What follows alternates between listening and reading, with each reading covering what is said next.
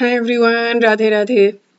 In this video, we're going to be doing chapter 14, verse 27, which is the last verse of the chapter. So we're finished chapter 14, where he's talking about material modes of nature, modes, the three gunas, the three tamas guna, sattva guna, rajaguna. Mode of goodness, mode of passion, mode of ignorance. So yeah, he's wrapping up this chapter.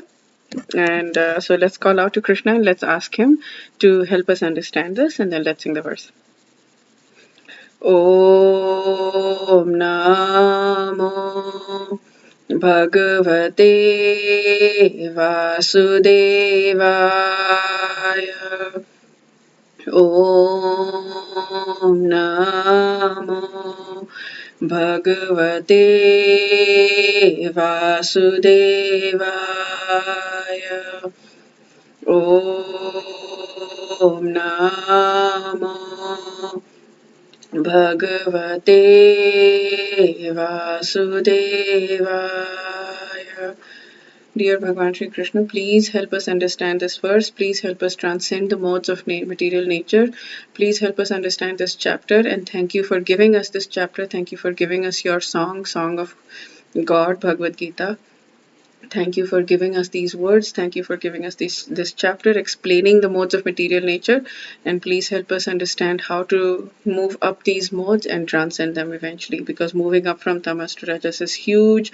Moving up from rajas to sattva is huge.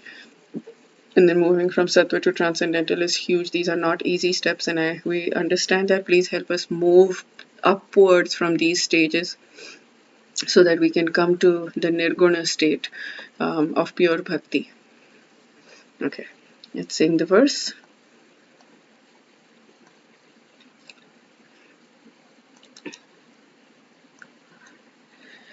Brahmano hi pratishthaham amritasya cha shashvatasya cha dharmasya sukhasya ekantikasya cha. I am the basis of the impersonal Brahman, which is immortal, imperishable, and eternal, and is the constitutional position of ultimate happiness.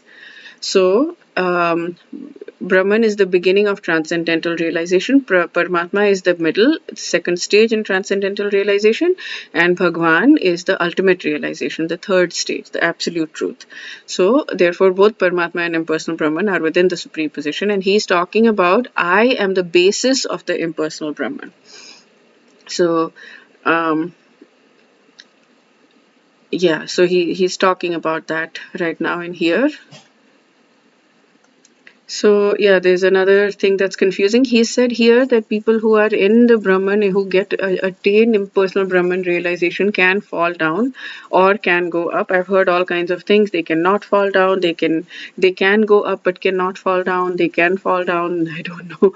They cannot go up. I don't know what it is. But here he's saying they can fall down, but they can also go up. It would make sense to me, for what that's worth, for what I know, that they will be able to continue going up. I mean, they will be able to, if they choose to go from impersonal to bhakti, they can. So the previous verse may give rise to the question, what is the relationship between Krishna and the formless Brahman?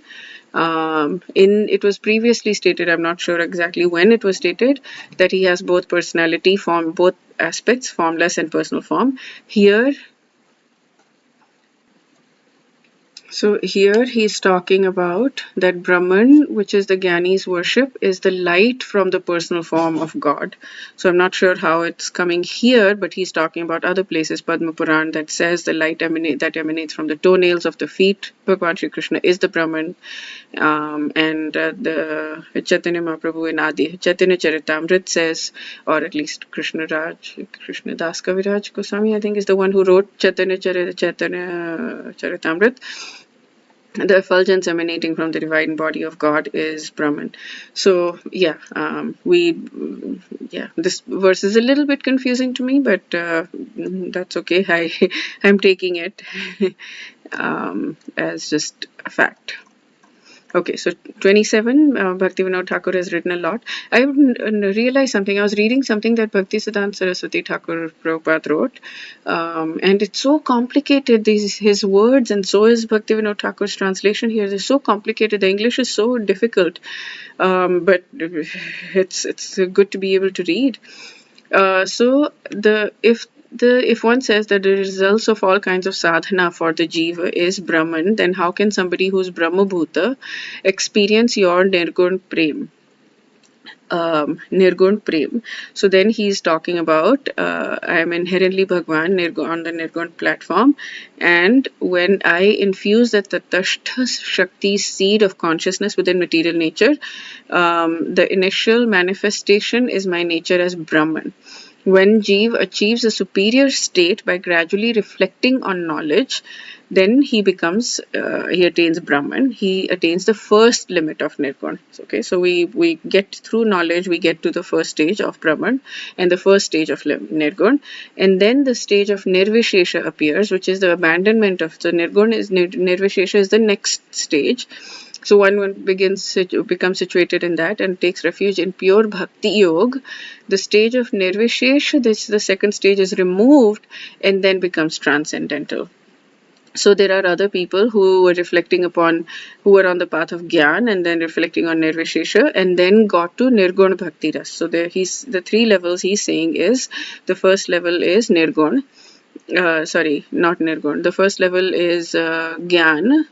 The first level is Nirgun, the second level is Nirvishesha, and the third level is Nirgun Bhakti Rasa.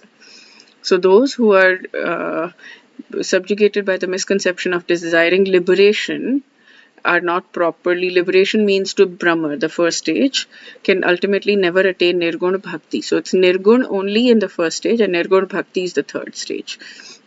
So I am the basis or shelter of Brahman, the ultimate destination of Gyanis. And then eternal quality known as prem, Krishna prem, which is the 9th stage of bhakti, the Vraja Rasa, which is there in Vrindavan, exclusive bliss, all these are for the third stage.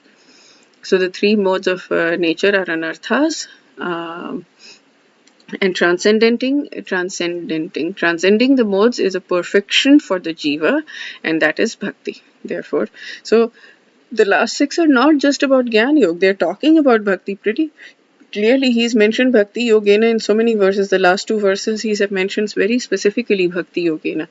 So it's not just Gyan. Okay, so that's it for this verse. With this chapter, this verse, wish you Krishna's unlimited mercy. Wish you and me Krishna's unlimited mercy. And see you in the next chapter, next video. Radhe Radhe.